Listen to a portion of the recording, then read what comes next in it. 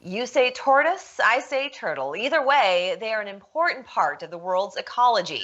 Here to share more about their mission to preserve these fascinating creatures is Jordan Gray, Communications and Outreach Coordinator for Turtle Survival Alliance. And it's good to see you. Thank you. Yeah, I really appreciate being on and being able to share our love with turtles. Okay, so where did your love of turtles come from? Personally, I mean, I've loved turtles ever since I was probably 4 years old, tromping around in the woods outside of West Point, New York. And I've just loved these creatures ever since then. And now I dedicate my life to their preservation, just like everyone working for the Turtle Survival Alliance. Well, we have a lot of fans of turtles here in the Low Country, particularly sea turtles, which are such an important fat part of the Low Country fabric. But you're talking about all turtles. And I want to kind of get into the importance of turtles in the bigger picture of our ecology and what it is that they supply the environment that we need to ensure that we preserve. Sure. Well, I think there's no question that people love turtles. They are one of the most beloved animals around the world. It's easy to start up a conversation about turtles. It's easy to get people involved with turtle conservation. And yes, in the Low Country, when people think turtle, they typically think sea turtle.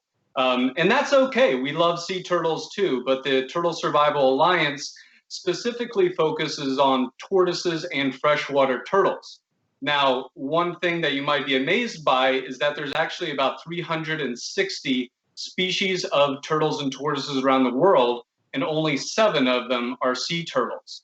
But of those 360, there's many species that are far more endangered than sea turtles are. And so that is why we have our mission of zero turtle extinctions. Now, as far as the role in the ecological aspect of our environment, turtles do play an integral part of their ecosystem. You know, of course, they're cute and they're dinosauric, but there's many different things that they facilitate, such as you might not even believe spreading of seeds, just like birds or bats. They may also be a cleanup crew for the environment. You know, snapping turtles, for instance, they're they're going to elicit some reaction no matter what, whether it's love, fear, or fascination. But they are really important to the ecosystem as a cleanup crew, kind of like the vultures of the water. Oh, that's really interesting. And I know you were talking about some that are far more endangered than others. And right here in South Carolina, there is a particular turtle that is a bit threatened. And that is the gopher tortoise. And that is actually a keystone species. That's a word that very few animals around the world are able to have tacked onto their name. Keystone meaning that the environment and the other animal inhabitants of their environment rely on that species for survival. So we're really fortunate to have the gopher tortoise as a native South Carolinian. Oh, that's fascinating. That's something that I never knew. And going back to what I said in the very beginning, you say tortoise, I say turtle. You say that they are somewhat interchangeable. Right. So I see people get corrected all the time. The simple fact is whether it's a tortoise, a sea turtle, a terrapin, they're all turtles. So you can call everything a turtle, but there's just some simple characteristics. And, you know, we're not going to get too much into phylogeny and genetics, but tortoises, generally, they are built for land. Sea turtles built for swimming in water. And terrapins and turtles are built for either an aquatic, a semi-aquatic, or a terrestrial existence. In the end, they're all turtles. That's right. They're all turtles. And I think that's a great place to take a break. When we come back, you've got a couple of friends hanging by that you want to show us. So we're going to see those after the commercial. Don't go anywhere. Well, like the tale goes of the tortoise and the hare, if you bet on the tortoise, you bet correctly, because here we are, we're back with Jordan Gray. He's communications and outreach coordinator for Turtle Survival Alliance. And we were just talking about some of the species that we find here in South Carolina, and one of which hasn't been seen in decades. We also have other turtles that are threatened by just impacts on the environment, no doubt. But Jordan, you've got a couple of friends there with you, and I want you to introduce us to both of these turtles. Sure. Okay. So this beautiful animal here is an ornate box turtle. It is native to the central and southwestern United States.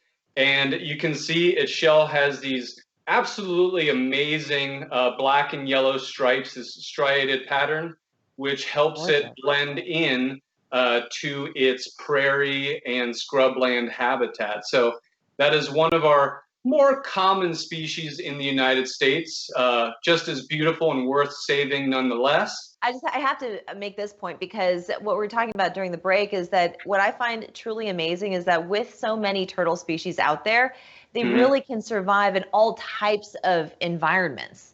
So it's not just some of the swampier areas, it's everywhere. Can you tell us a bit more about that? Sure. Turtles live all over the world. The only continent that they are not found is Antarctica. And they can live anywhere from the high desert down to bayous in the low swampland, then, of course, in marine environments. There's very few terrestrial and aquatic habitats that can't support turtles. I mean, if you think about this ornate box turtle right here, the ones that live in Colorado, on the plains of Colorado, they actually will spend 7 months of the year underground in what we call brumation, or reptilian hibernation. And then they'll be up for a few months during the summer.